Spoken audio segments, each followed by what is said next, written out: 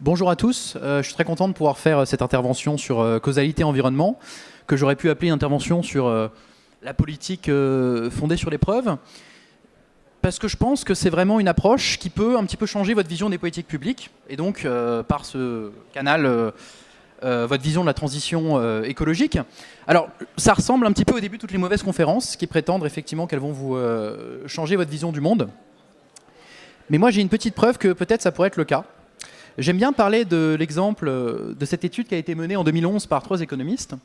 Donc, ce qu'ils ont fait, c'est qu'ils se sont tournés vers des décisionnaires pakistanais, des hauts fonctionnaires pakistanais, et ils ont tiré au sort une moitié de ces décisionnaires qui ont été formés aux méthodes dont je vais vous parler dans cette conférence. Voilà.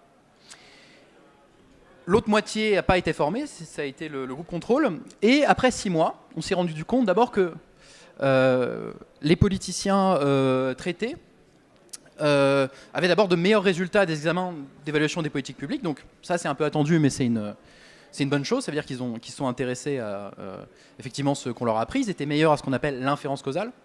Donc l'inférence causale, c'est la science de la causalité.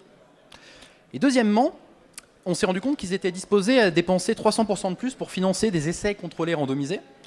Je vais expliquer ce que c'est. Mais c'est donc une méthode que je vais un peu promouvoir lors de cette conférence. Ils étaient moins disposés à dépenser pour financer des non-expériences. Voilà. Et troisièmement, ils étaient 3 fois plus disposés à choisir des politiques pour lesquelles il existait des preuves causales.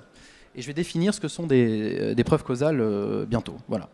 Alors, je sais bien qu'il y a assez peu de Pakistanais dans cette salle, assez peu de hauts fonctionnaires et assez peu de hauts fonctionnaires pakistanais dans cette salle.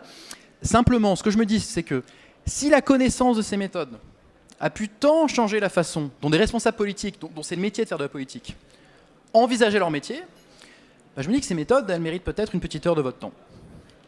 Le but de cette conférence, c'est de vous présenter des méthodes quantitatives, statistiques, qui permettent d'isoler l'effet des politiques publiques. Donc, isoler l'effet des politiques publiques, c'est savoir si ce qui s'est passé après une politique est dû à cette politique.